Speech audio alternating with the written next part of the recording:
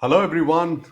Thanks for joining us in this edition of LinkedIn Live. I'm your host, Suresh GP, and it's a great time today to talk about a very important and interesting topic. Now, before we start on the topic for today, I would want everyone who has tuned in to listen to this episode to put on the comment section. So, what is your name? Where are you dialing from? So, we will know how much people are we going to get for this session.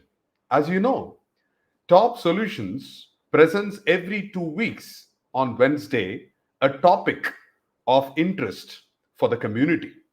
We strongly believe on giving back to community in the form of knowledge sharing and upskilling.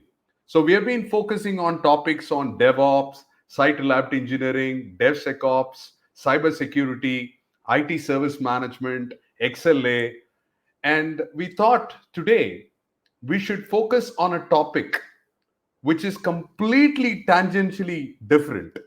And we wanted to also bring someone who is uh, who is on the space, a very passionate person from a technology background, but also has a different mindset on spirituality, right? So we will probably want to introduce our guest for today and the topic that we are going to discuss.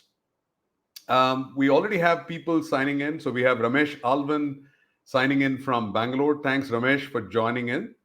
So please keep your questions coming. This is going to be a more interactive session. There are no slides that I'm told by Savinder.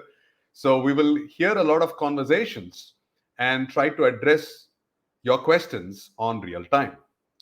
So today, our guest for the session is Mr. Savinder Puri, who is basically a recognized figure in the DevOps space and has been speaking at leading industry events worldwide. He's a global DevOps ambassador with DevOps Institute and Continuous Delivery Foundation ambassador. He has been recognized as 10 most dynamic leaders to watch in 2021 by Business Site. He has also authored the widely popular How Do I Build a Career in DevOps, a practical handbook to help you start or scale up your career in DevOps, which is available on Amazon worldwide. He also runs a YouTube channel named as DevOps with a dash of spirituality. So please join me in welcoming Savinder to our episode. Thanks, Savinder, for joining us. I hope you're doing well and staying safe. Hey Suresh, I'm doing very good. Thank you so much for having me here. It's a pleasure to talk to you always.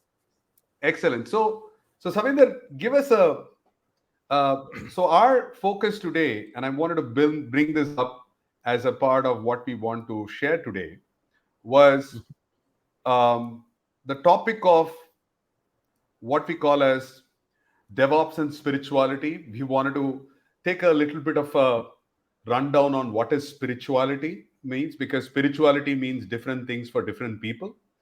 Yep. So why is spirituality important for DevOps? And how does spirituality change as you progress in your DevOps career? Practical use case of implementing DevOps and spirituality, and Q&A. So this is a rough agenda that we want to run down. But as I said, people are going to be the whole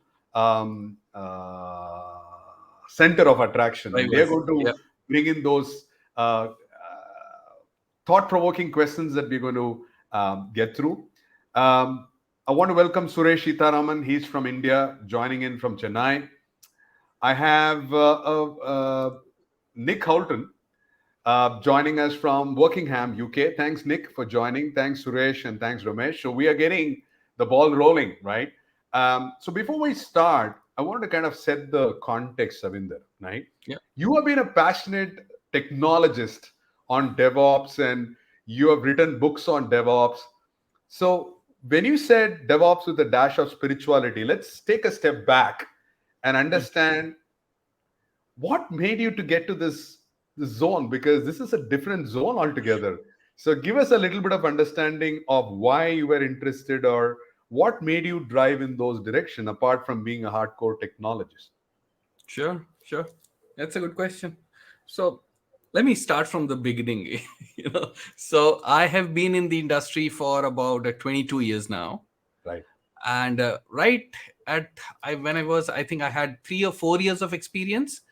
Yes. That time, my manager, his name is Sundar, he got me enrolled in an art of living course. Right.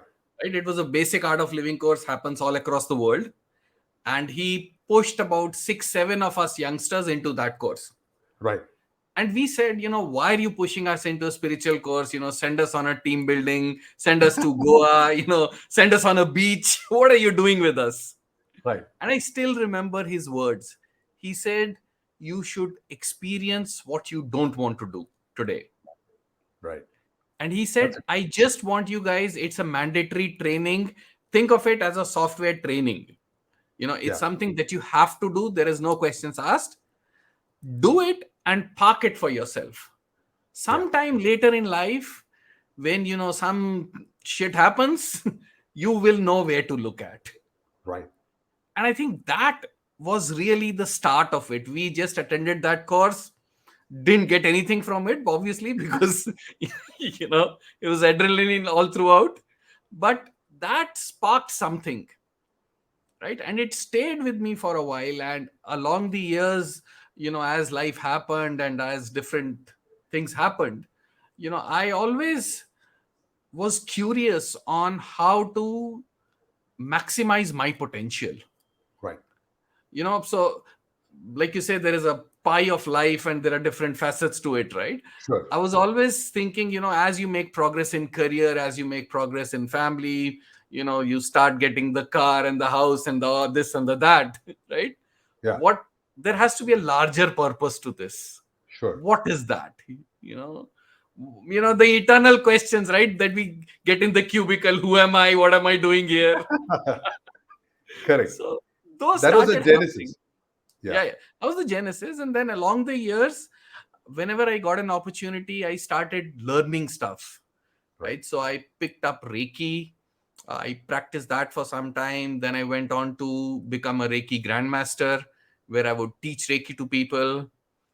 Then once in a while, I got introduced to something called angelic healing, Okay. which basically says that the concept says that each one of us has what we've heard probably as guardian angels.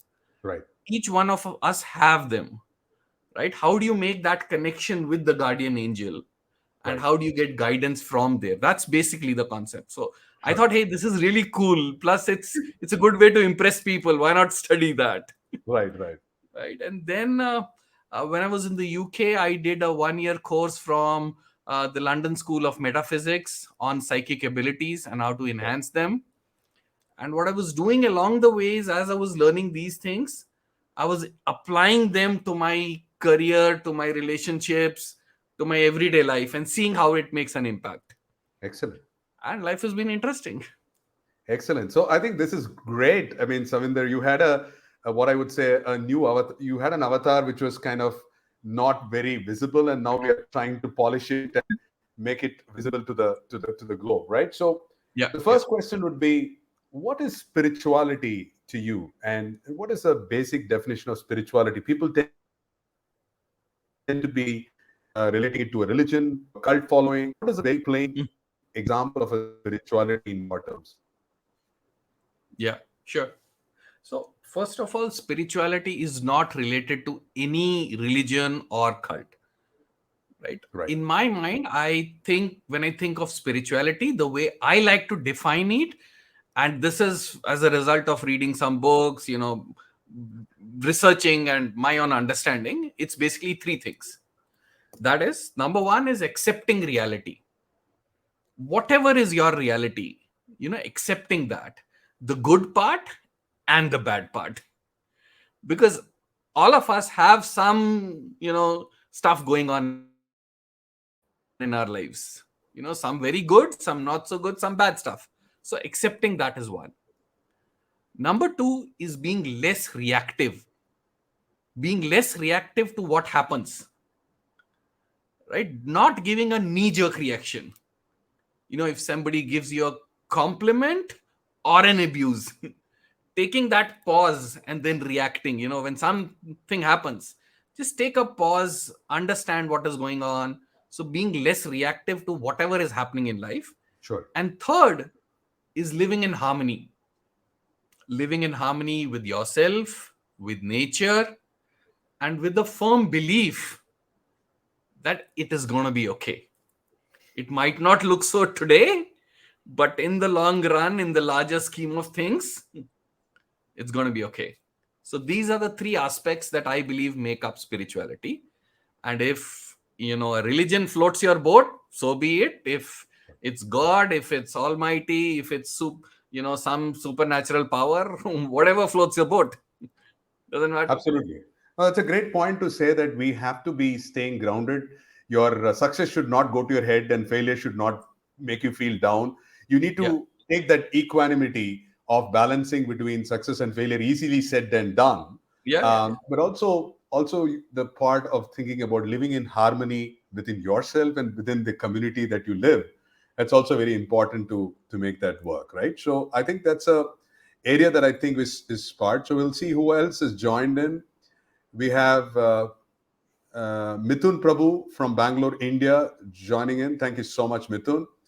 We have Dan Ashford for Aylesbury, UK, joining in. So we have got few folks from UK and few folks from India, and let them come on towards yeah, the whole scenario.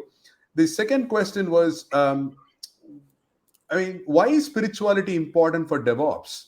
And what does that mean in the part of what we talk about CI/CD pipelines and technologies and tool chains? Someone saying spirituality.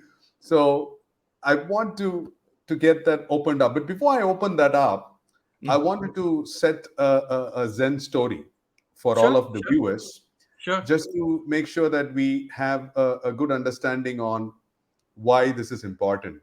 Yeah, So there was a Zen master who was well renowned, and everybody sought his advice to look at how they can prosper in their life, to make more money, to maybe more rich, to be more happy, whatnot, right? yeah, You ask and it will be given, right? So that was the thing. There was a king who really wanted to meet the Zen master, and he had to wait patiently for several days to come over to his monastery and come yeah, back and ask his question. And he was losing his patience, right? And he was saying that, why am I not having time to meet this gentleman? He doesn't know that I am the king of the land, and he has to be with. Nobody even bothered about that because there was no titles, there was no roles, so it was all going. And after the seventh day, he finally got an option to meet the master, and he was furious, but he holded his temper and said, um, "The master, I'm here to look out for happiness and mm, harmony. I've got everything in the world. I've got the best, emperor. I've got the best, riches, all of those stuff, but I'm still unhappy, and I want to get the secret sauce, yeah, right?" And the Zen master is asking a lot of things and saying that, okay, have you tried that? And I've tried all of those stuff. It's not working anymore. So will you listen to something? No, no, no, no, no. I want it now, right? And he then has a cup and he says, there's already a cup which is full, and he starts to enter more coffee on that, and it starts spilling over. And he says, are you crazy? You know that the cup is already full and you're still trying to pour coffee. And he said, oh yeah, did you find it out? It seems to be that you are into that at that part because you're not willing to listen with an open mind. So for viewers who are coming here, I know you're all hardcore technologists, entrepreneurs, IT professionals, but come up with an open mind that Savinder and this discussion around DevOps with a dash of spirituality is going to open up a new perspective, a new lease of looking at things from a different angle. So with that, I will pass on to you, Savinder. What do you think spirituality? How is spirituality relating with DevOps? sure. So, everybody says DevOps is people, process, tools. We all Correct. know that. That's been ingrained in us through all the webinars and conferences, right? Correct. And in my experience also, I have seen or let me put it this way, I have never seen a transformation fail because of technology, because of lack of technology. That Right. doesn't happen, Right. right? If there is a technology issue, there are ways and means to find it, to Yeah. figure it out, right? But we are, all of us have seen transformations fail because of people. Hmm. And one of my bosses used to say, if only there were no people around. And that's the toughest part. We all know it. Correct. And the way I want to infuse spirituality and DevOps is because DevOps is fundamentally changing the way people work, their ways of working, and having somebody do something which they've not done before. Okay. It's a very, very difficult thing, right? And that's where the inertia of people, of teams, of groups, of an organization comes. Hmm. And the only way in which I have seen that dealt successfully in my own experience and in others that I've read and studied is when you are completely at peace with yourself. Then you can go and talk to somebody and say, hey, buddy, you know what? There is a better way to do this. Why don't you try this? When you try these kind of things, something happens and you start a cultural change bit by bit, brick by brick. And to do all of that, you need stability here yourself. Very nice. If you are one of the people who are driving the transformation, you need to calm this down, because if your head is cluttered, the transformation ain't happening. I can promise you that. That's a very important point that you mentioned, that leaders are under tremendous pressure, Savinder. Yes. There is Yes. targets, there is deadlines, Yep. there is revenue targets and stuff. So sometimes keeping that thing in place is a very difficult thing. So how do you say that someone with a lot of pressure can slow down a bit and be grounded? Is there any kind of a practical tip that you would suggest to slow down and keep the level headed before making a decision or a conversation? Yeah, I have a prescription pill, one pill in the morning and one in the evening for a week, and you're done. Unfortunately, it's a little more complicated than that. Sure. Yeah. So, the way I have dealt with pressure in the past is basically not to go head on with pressure. Okay. You can't break pressure with more pressure. It Correct. doesn't work, Correct. right? So, firstly, I'll go back to the same three things I spoke about earlier. Accepting reality. When there is pressure, there are constraints and there are results to be delivered. Right. Some things are under your control. A lot of things are not under your control. Correct. Accepting that reality. When there is pressure, shit is breaking through all over and hitting the fan. Being Correct. less reactive to that. Hmm. Knowing where you have to react and knowing what you have to let go. What you have to react is easy. What you have to let go, extremely difficult, Right. because you have to win the war and lose a couple of battles. It's Correct. okay. Correct. Not, you can't please everybody. And somebody has said, if you're pleasing everybody, you're not doing a good job. So Correct. you will piss off people along the way. That's okay. But knowing when, who, what is very important. Sure. And then the third thing, again, living in harmony with the results that you want. Also checking along the way if those results are the right ones for the organization, for the team at that point of time. Right. Because what I've seen is, you define a result and then you try and chase it for 2 years and you keep pushing at that. But maybe the goalpost itself is moved. Right. Check that. See if you're taking the right pressure from the right sources for the right people. And again, give some sanity out here, give some breathing space, and things work Excellent. out. Excellent. So there's a lot of comments coming on. I'm going to read some of the comments. All right. Savinder is making some great comments. You may have heard of Ben Aldrich. He writes about how to take yourself outside of your personal comfort zone in the tradition of the Stoics. Stoics. Yes. Brilliant. Yes. Um, to build your resilience and overcome your personal fears. Personal. And I think that's a very important part, because we tend to be comfortable in these zones, and how to become comfortable in being uncomfortable. and Yeah, that's yeah. going to be a very important areas to do that. Then we have Suresh Sitaraman says, yes, great points by Savinder on summarizing in just 3 bullet points, very well narrated. So that is great. Mithun Prabhu says, I think spirituality, because if you look at the previous ancient folks, they were happy because there was no distraction in life. Read it as technology.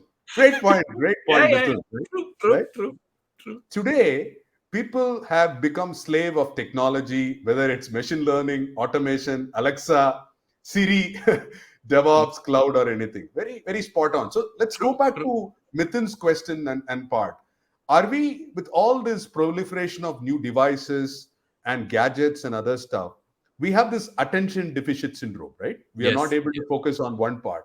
So is that a part of the culprit where we are kind of being carried on with some a pseudo world or a false world to prove everyone that we are doing great on social media and Facebook and LinkedIn? What Yeah, is that? absolutely. I personally think Facebook is, while it's a great product and it can bring people together, I personally think it's a cause for depression. Because you think, everybody's having a great life and my life sucks. My Correct, life is lousy. correct, That friend went on a vacation, that guy got married, that guy's having fun, and here I'm sitting at work. correct. No, So I think I that's right. I stopped looking at Facebook a long, long time back. Right. And we are a newspaper free home for several years. I don't get any newspaper in the house. When my parents visit, they know they're not getting newspaper. So the first thing he does is goes to a local newspaper vendor and subscribes to it for a month when they're here. Excellent. That's a great point. Guys, if you want to be first into a journey of spirituality, stop being sensitized by social media and newspapers. They are just trying to grab the headlines. They don't Yeah. know about it. Let's not clutter your own mind. Let's have a peaceful mind for yourself, right? So that's part. We have Shanta Babu Pandian from London, UK. Thanks for joining, Shanta Babu. Um, Especially make it human comes out Human. of virtual mindset, everything else can fall. So I think this is a Yeah. point when we talk about B2B and B2C, right? Business to Mm. business and business to Yeah. consumer. I think it's a question of H to H. In Hindi, Yes. Human we to say human. that एक इंसान को इंसान के तरफ से देखना है.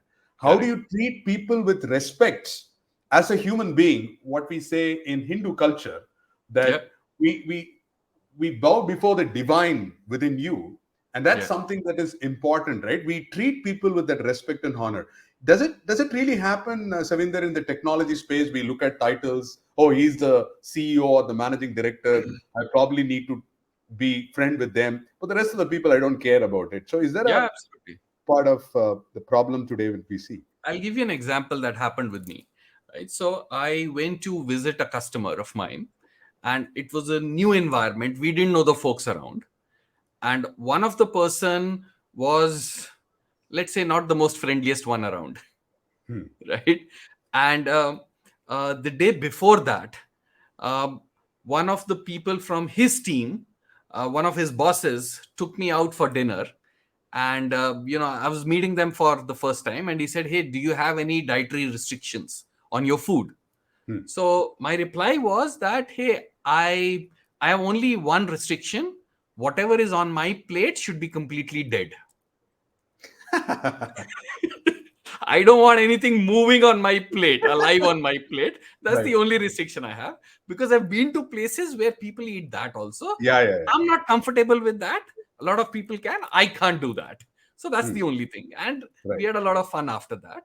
right. The next day, I go to office, and another guy, the tough guy, he asked me a question. Hey, what? We are planning a team dinner today evening. Do you have any concerns with food?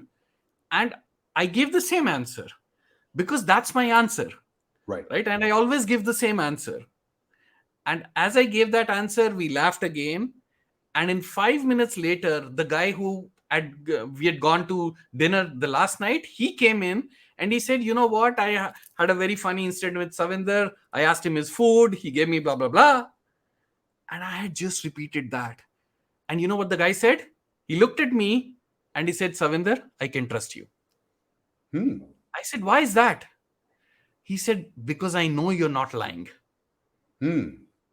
And that changed the entire narrative of the trip. Sure. That one statement, that one incident changed the game entirely. So being true to yourself.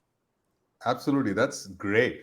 Now, now, as we started, and I understand about spirituality for DevOps in terms of being level-headed, understanding it. Now, Yeah. how does it change as you progress in your DevOps career? Like, for example, as a part, you start as a developer, then a tester or a QA, then you become a solution architect, then I become a transformation specialist. So I probably progress over the career. So is spirituality still relevant, or I just got the first kick out of it and then I don't need spirituality anymore? So why do I need to cling on to spirituality to progress in my career of DevOps? Yeah. So, like you said, right? The career starts from creating one Azure DevOps pipeline, Right. and then it goes to expanding that to a team, to a group, and then further on to the entire organization, and then probably other organizations if you're in the services industry, or Correct. maybe to the entire enterprise, right? Correct. But your scale of influence increases, Right. and increases by magnitudes. The people that you have to influence increases by multiple. It's a sorry, it's a graph, right? And it's not a linear graph, Correct. right?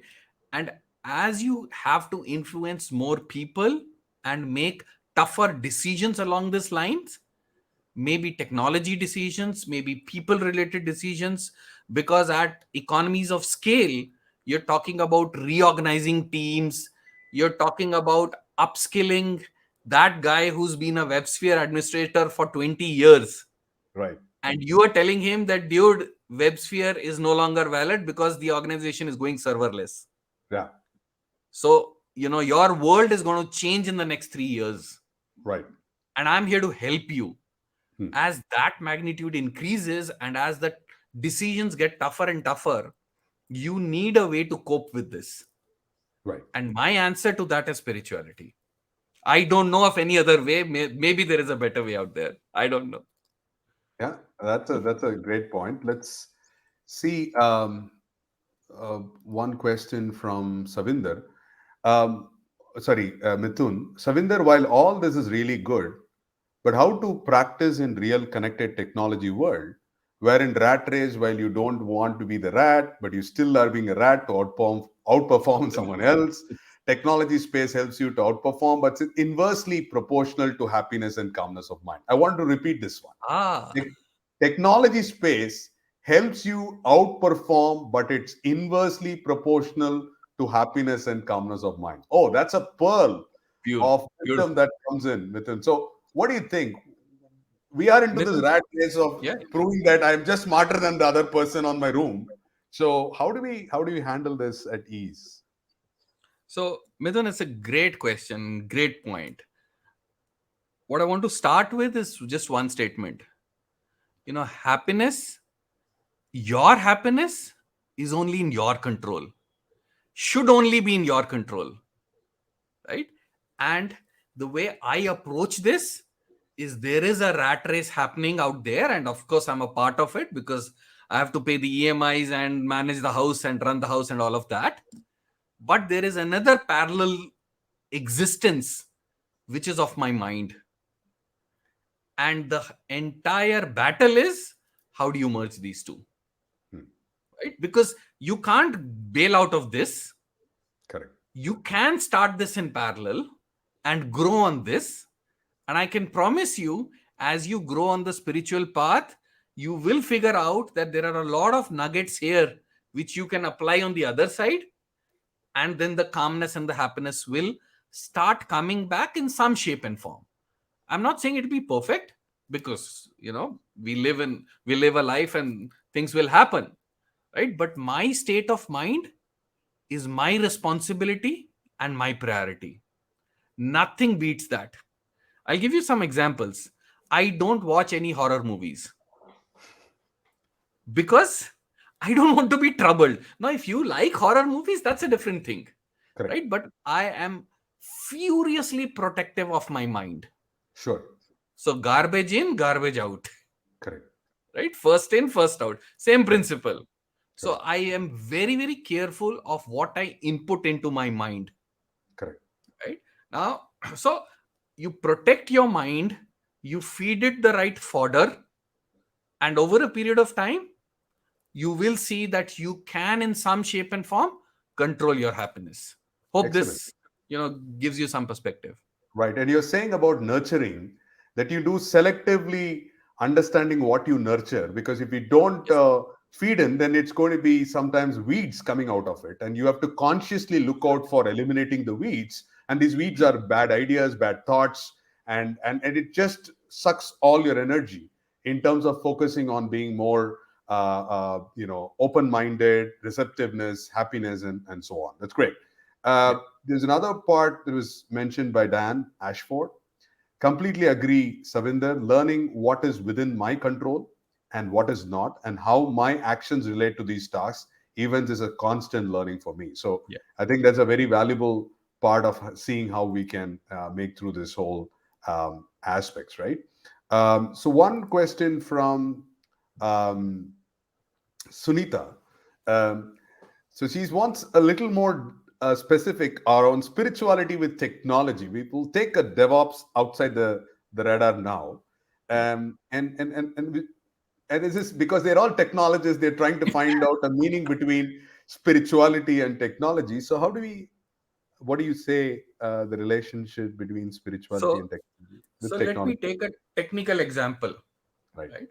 So all of us understand object oriented programming, OOPS right, concept, right? correct, You know what is a base class. correct, So think of draw as a base class. Now you can extend the draw class to draw a circle, to draw a square, or to draw an infinity symbol, correct, right? That's the base class. Spirituality is exactly like that. There is something called spirituality. What it means to you is different. What it means to me is different. What it means to Suresh is different, right? correct. Now, whatever floats your boat, the idea of why you want to go spiritual is that you can maintain some sanity of your own mind in this difficult world out there. Hmm. Because 500 years back, there wasn't all this technology, and our even our dad and grandfather's lives were very simple. They joined an organization, served there for 40 years, retired, and life was great. Correct. Unfortunately, we don't have that life, Hmm. right? And technology is changing so fast that we have to keep pace with it. We do not have an option. Our lives are very different from what it used to be, and they're changing very fast. So, to keep yourself abreast with technology, to stay relevant in the world today, but not to get in the rat race that somebody else was talking about earlier, to maintain a bit of sanity and to have that element of happiness, you need some outlet, whether it's creativity, whether it's spirituality. Some people do photography, some people do running. I've seen a lot of my friends become runners in their 40s now. Why is that happening? Because everybody needs an outlet, Right. right? So that's how I see spirituality and technology and the kind of work that we do, which is sometimes unnecessarily high pressure, and a lot of that pressure is in our own mind. We need some venting out there, and that's why these two have to merge. That's my thought. Excellent. So, one of the things, because you talk about spirituality, there is a question that comes about meditation, because one of the ways is to quieten the mind and do Yeah, that. And a yeah, lot of people have struggled to do meditation. We are not talking about meditation, is like people think that, you need to observe your breath, look at some things. And there's a whole lot of philosophies around it. We are not trying to dismantle the whole thing. yeah, yeah, But if someone wants to start with meditation, to just being composed, quieten their mind, be there. What do yeah, you suggest? Is that possible to do it? yeah, yeah, of course. And if you've never tried meditation, I would strongly urge you to do this right after this, after we end the session. Go on YouTube and type 10-minute guided meditation, Hmm. right? And you'll see a bunch of stuff from different people, some talking, some just music, and just click on something. Doesn't matter what it is. And what they would do in 10 minutes is they would say, close your eyes, focus on your breath, imagine this, imagine that. Basically, they'll keep you busy. right? But in a spiritual way, Right. right? And once you do that, practice that. If you like it, try it again tomorrow. If you continue to like it, look for 20-minute guided meditation. Look for 30-minute guided meditation. If you still like it, remove the guided part and look for guided meditation music, Hmm. right? So initially you need guidance because you don't know what to think, Right. right? And your mind is wandering all over the place. You're thinking about what I'm going to do tomorrow, what my wife told me, what my daughter's worried about. It's a monkey mind, right? It's like I tell Suresh not to think about the monkey, Then I'll and write it. all he's thinking is the monkey. Correct. It's like that. Absolutely. Right. So, so guided meditation, that's the best way to start. And what I used to do some time back is every day, every night before we go to sleep. So, me, my wife, and my daughter is 9 years old. So, we used to put a guided meditation for kids, Hmm. right? And they will tell a kid story. You went to the jungle, you went to the zoo, and the monkey came, and all that happened. But it's very nicely narrated. And at the end of 15 minutes, she's gone off to sleep. Everybody's in a happy zone. Right. So, try that out if you have kids at home. It's a beautiful thing to do. Excellent. So there's a comment from Shanta Babu. It says technology adoption is mandatory always, no limitations. So chasing the same is unavoidable for situation for any industry. Controlling, I mean handling, not a big deal for developers as long as if they have religious understanding base core, as Savinder mentioned earlier. So it's okay to adopt to technology, but Yeah, of be course. vigilant about religious understanding and see how we Of can course, go of through course. it, right? The one more comment from Mithun is, I think, Savinder, it's our collective responsibility to nurture, groom, especially the Gen Z, which is Yeah. typically the millennials, as the Yes. spirituality quotient is completely missing in them. Thanks to us, as they have only followed the Western values than our rich cultural ways, which had spirituality as part of the teaching. So, this is a very interesting point because you also talked about your daughter, 9 years. Is spirituality a fad or a thing that is still relevant, or is it being practiced in the millennials or the Gen Z? What do you think is being happening? Because if they are not at peace, then how are we going to get with all this pressure coming in Yeah, uh, yeah. large numbers? See, if spirituality is a fad, then it's a pretty good one because it stayed alive for thousands of years. Right. Right? I would buy that fad. Right. Yeah, but you're right. Especially in the younger generation that's coming in the workforce now, the thing is, it's an extremely impatient mind. Right. They want a ton of things and they want it yesterday, Right. right? And they are not willing to go through the grind that all of us have gone through, Correct. you know. So, because, you know, our lives, and I say our because I know Suresh, I know we are in the, Same slightly zone. prime of our lives right now. So, we've lived through that life, we've seen our share of struggles. Today, their struggle is different. You know, in the olden days, we didn't have a Google or an Alexa to ask everything. Correct. Today, technology has made our life so easy and yet so difficult. I have to literally, when I ask my daughter a difficult question, her default answer at 9 years age is, yeah, give me 1 minute, I'll Google it for you.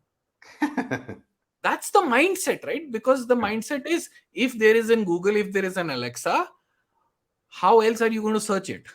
Correct. That's the easy way to search it, Correct. right? So, with that kind of a fickle mind, all you have to do is, I think, what my manager did with me 20 years back: show something away, but only the horse has to take him or herself to the well. You have to show that there is a well and that well has water. And when you're thirsty, that's the place to go. And then hope and pray that they find their way around. Because you Sure. can't push them. Nobody can. Right. So, how do I balance my work, family, and spirituality? Because it seems to be that we are juggling around too many things at a particular time.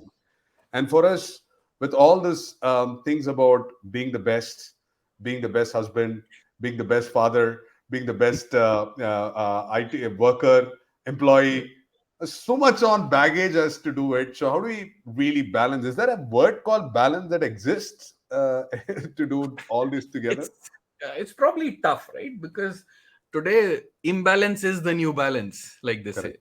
right? Correct. And with so much going on in different phases of our lives, it's very hard to stay relevant and stay ahead of the game in all of them, right? Correct. So the way I deal with this is I pick and choose days.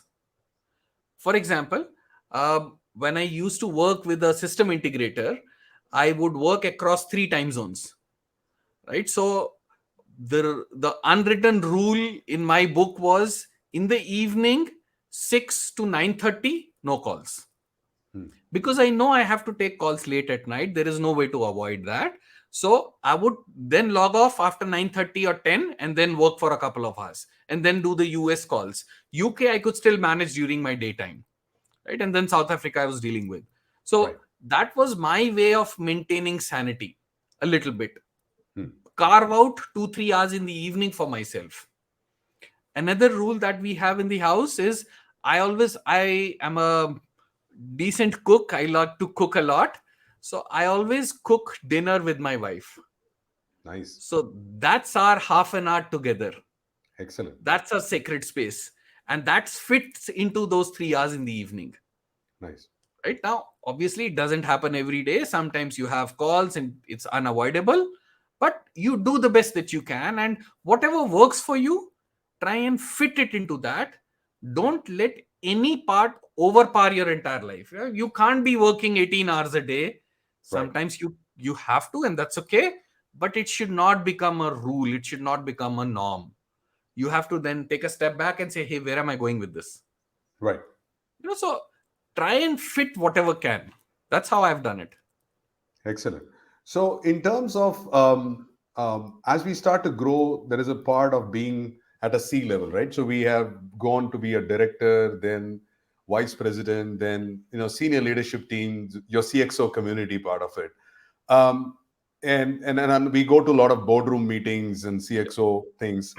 Um, Based on your experience talking with a lot of CXOs, are they still having that element of what I call as gratitude and groundedness and being humble as part of spirituality? What kind of how do you demonstrate that a person is has embraced spirituality? How does it showcase in the way they conduct their life? How will we know that person has ingrained all the principles of spirituality that we can visibly say that and by observing people?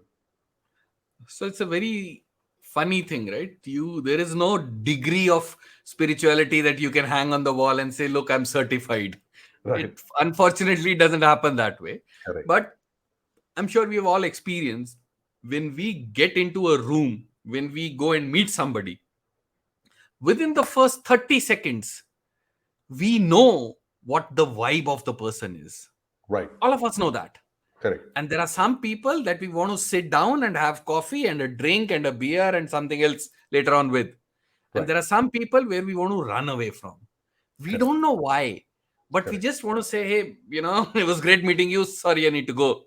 Correct. And that is the spiritual quotient of a person, Hmm. right? If you're feeling comfortable to talk, to express, to know more, to tell more, to ask more, that means you've connected at the subconscious level. Right. This is not an intellectual conversation. This is Correct. not about how great you are at technology. That will come later.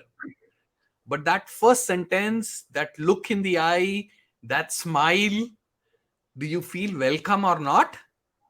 That's the make or break. And I'm sure everybody's been in rooms where you enter and you say, God, this is not a good room to be in. Right. Right. Yeah.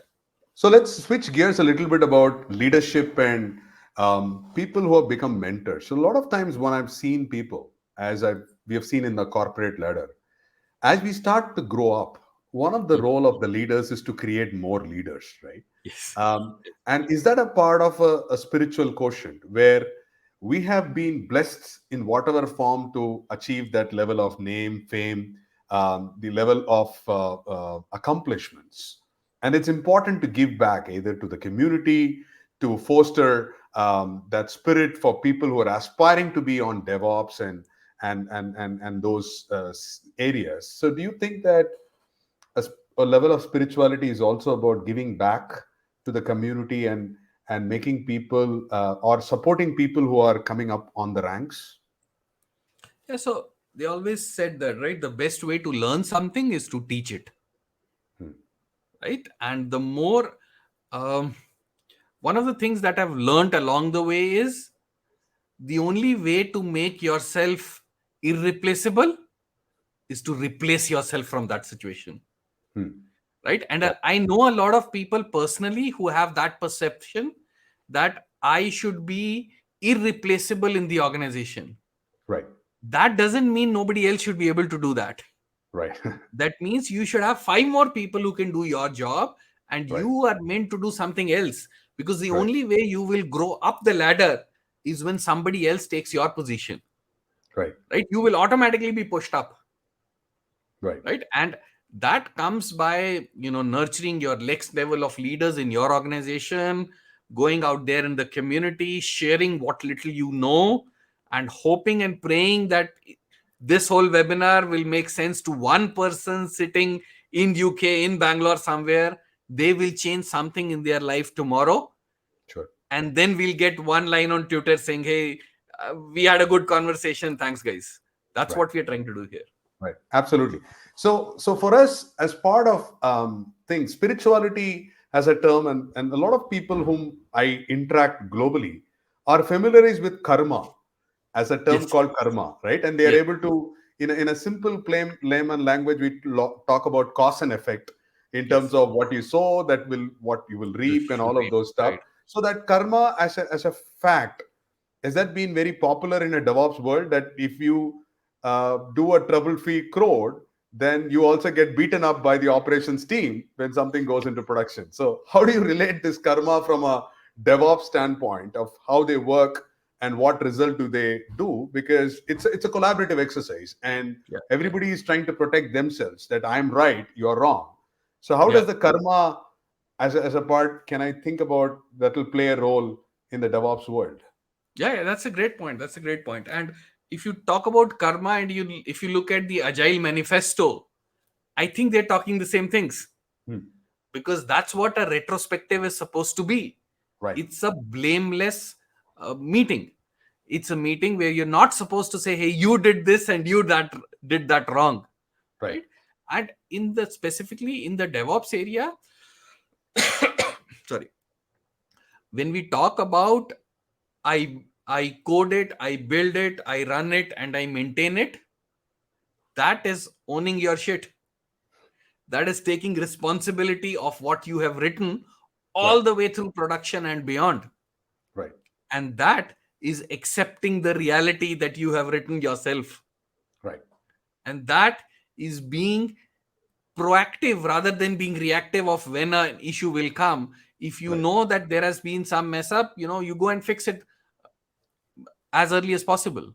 Sure. So yeah, it all goes back to the same thing. Excellent. So I want to people to encourage you to put on your questions and comments as we speak that part. And let's see who are the part to do that. Okay. So one question is, by reducing the things on the plate and choose the energy as if it is precious resource, let go many things that drive your energy. Very fair Yeah. point, right? Doing too many things is not going to be there. I mean, probably you'll have to look at focus on the few that really matter the most for you as a person, isn't it? That's a part of doing it. And the next one was,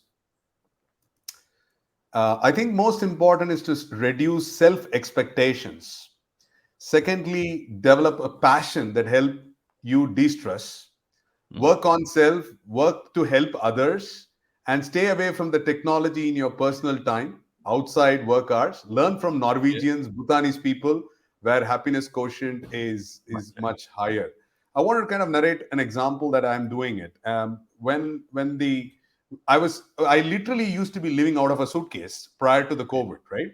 And when Yeah. I came back in from Manila in 2020, my daughter came back and said, um, Dad, you, brother, and mom are all into devices and gadgets. Can we have one day called the No Gadget Day? And believe Yeah. me, ever since April 2020, we have one day in a month, which is a Sunday, which we call as a no gadget day. And that Yes. has been a game changer because we can read books, we can do gardening, we can play a sport, but we cannot even look at your laptops, TV, your mobile devices, anything. And even my parents or family members cannot relate with each other. But that has been the way, which is much more cognitive bandwidth. And we say Yes. how much we have missed this whole element. So I absolutely agree with what Mithun says that you have to have a digital detoxification zone. Yeah. Sometimes probably switch off these things that we don't do it and not get up in the morning with just looking at your WhatsApp messages as though Mr. Joe Biden or Putin has got a very important message to communicate to you, right? Nobody needs to Yeah. have that. So one of the things I have done consciously getting up from my bed is to have a sense of gratitude of Yeah. what this has given to us. We are blessed that we are alive and our family is alive. So that's a great thing to be blessed. And going back and being focusing on our individual self. So, Savinder, you have a routine on a morning, and this morning rituals become very important to set the tone. So, what is your morning ritual associating with spirituality and getting you ready to be on a pressurized world when you start off your day? So my morning ritual is pretty simple actually. I wake up around 5 in the morning, and so a little before 5, and by 5 I am, freshened up and ready, and then I meditate for about 45 minutes to an hour. Right, Now there are different ways in which I meditate, but a part of that is about 30 minutes of focused meditation, then 15 minutes of reflection. right, On some days I just reflect, or on some days I do a journaling, right. and then 15 minutes is, you know um, what is bothering me today. Sure. It's not a to-do list. Right, That'll come later, that'll come when I start my day. right. But what's going on in my mind right now, what's troubling me right now? It could be work related, it could be family, it could be finances, anything. Hmm. But just being aware of what's weighing in my mind today. Right, Not yesterday, not tomorrow. right. Tomorrow I'll figure it out. Yesterday is anyways gone. If I did some mess up, I did it. That's fine. But Correct. what's being conscious of what's troubling me today? I I literally put a timer for 15 minutes, and that's all I have to think about. Hmm. I'm not looking for a solution. But believe me, if you just focus your thought on what's troubling me today, just accepting that this friend, we had a tiff, that's troubling me. This thing at work is troubling me a little bit. That dialogue which I had with my wife 2 days back is still troubling me. Just acknowledging that is amazing, Yeah, because then your mind or one thread starts and magic will happen. You can try excellent. that. Right. So we've got some rapid fires. Would you want to go for a rapid fire? Why not? Coffee with Karan. Okay. So first of all, is do you think that this spirituality can be developed by any person anytime if they decided to make it happen today? Is it possible or not?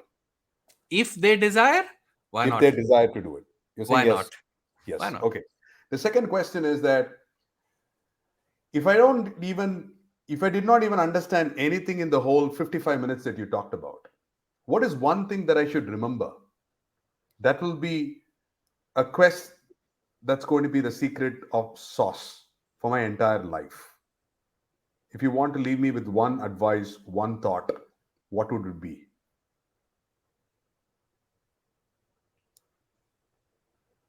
Look for the answers. Look for the answers. Okay. Third Yes. one. What I mean by that is, if you have a question, put an intention out there that this is a question which I cannot solve with my mighty intelligence, and wait and listen for the answer. You can get it in a TV show, you can read it in a book, you can read it on a tube train, tube ride, you can see a billboard, but be ready to receive the answer and you'll get it. Excellent. And in terms of work pressure, everything, sometimes we seem to be helpless. With all Mhm. said and done, we feel that we have lost all our ammunition. So in that case, what would you suggest as a magic pill when we have lost out of control, we think that our life is out of shape and everything is gone. We have nothing to do.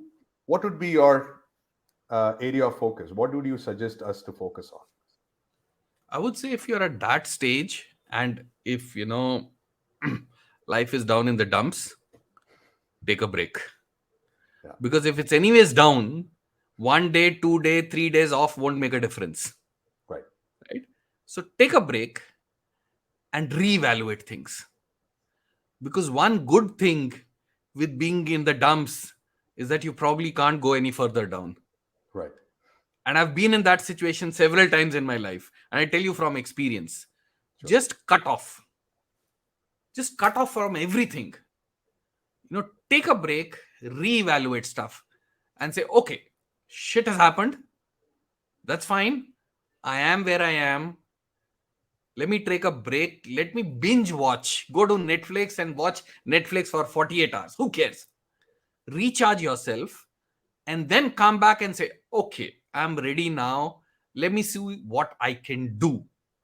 Is it a 1 week plan? Is it a 1 month plan? Is it a 3 year plan? Whatever it is.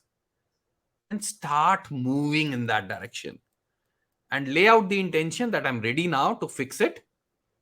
And I can tell you personally, I have done this and we live another life. yeah, It's okay. great. So the last question would be: we all have this notion of the the feel of missing out. Yes. So we have this FOMO part FOMO. being Yeah. that is going on in our adrenaline every time. There's a new technology, there is a new gadget, Yeah. there is a new news. We don't want to be lost out. So for people who are always in that adrenaline push, what would you suggest that we should do to take care of your health and well-being and sanctity in terms of bringing in that level of harmony? Because somewhere there's some person is going to start comparing, some person is going to, oh, you missed the boat, we were all Yeah. there, you missed it. So how do we need to handle this fear of missing out, and what steps do you think we should take into consideration to move forward? So I have two strategies for this.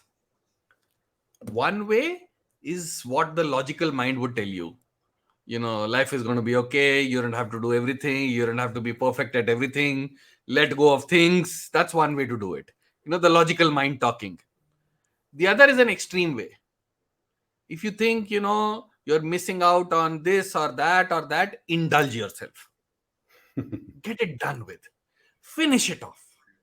If you like soccer and you like attending, soccer matches, attend all the soccer matches in this year. Right. Dedicate your life for the next 4 months. Get over with it. And give yourself a time frame. Don't go bonkers with it.